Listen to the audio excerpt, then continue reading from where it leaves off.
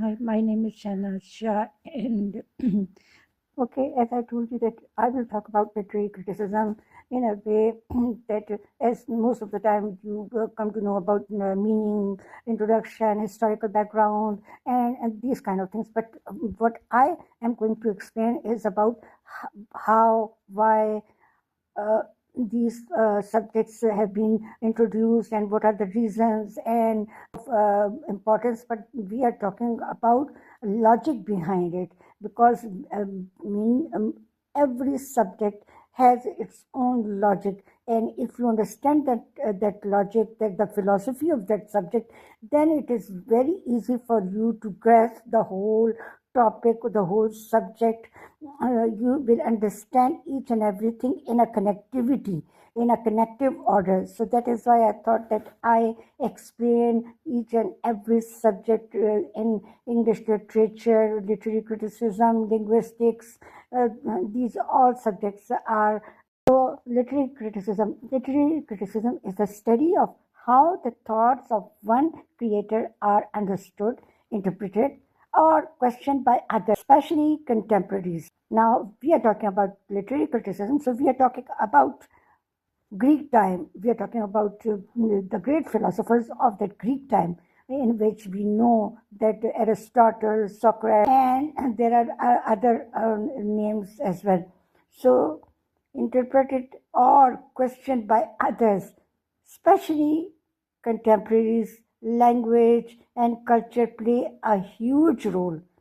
You have to understand this thing that when I talk about culture and language, only one can criticize others, contemporary writer, philosopher, scientist works when that person who is criticizing is from the same culture, belongs, knows the same language, because only then he will have a command over the subject. So, Plato and Aristotle were philosophers from the same region, speaking the same language, yet their ideas were distinct. Understanding their thoughts depends on shared culture, linguistic context. If someone disagrees, another respond logically. Now, when we say the other respond logically, so we the two things come to our mind when we have a very you can say the famous terminology about this thing. Then when we talk about Socrates and Aristotle and Plato, we know that we are talking about real imitations, and this these both terms have given us idea that how we can respond to the writers, another writer, especially contemporaries. Language and culture play a huge role. You have to understand this thing that when I talk about culture and language, only one can criticize others, contemporary writer, philosopher, scientist works when that person who is criticizing is from the same culture, belongs, knows the same language, because only then he will have a command over the subject. So, explaining the things that it should be like this, it could be like this, not rejecting the idea completely. The term literary uh,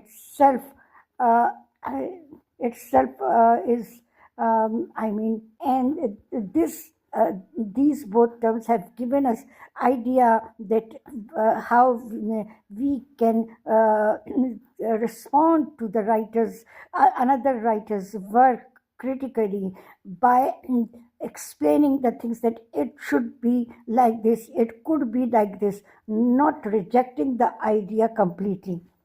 The term literary uh,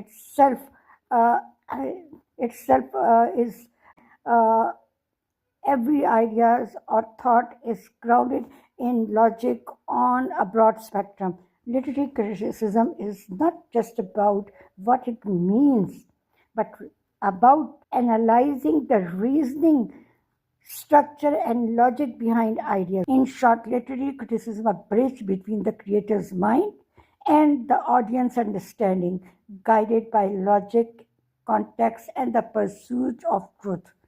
So, when we talk about logic, reason, you might not be familiar with the word logic, but when we talk about reason, so we say, okay, I have come to your house. Then I ask that person, or I ask you that, why have you come to my house? What is the reason? What is the logic behind it? Why you have come suddenly to my house? Why do you have visited me right now? This is we call reasoning. This is we call logic. So basically, each and every subject is based on logic, on a philosophy. So most of the time, you understand that why we call a theorist, why we call you can say a theorist or a model presenter or like this, because they have explained that subject with a logic, with the reason. Without reason, you cannot convince people to accept your idea or thought. Okay, I hope you have understood my first lecture, because after that we are going to explain the other subjects elaborately.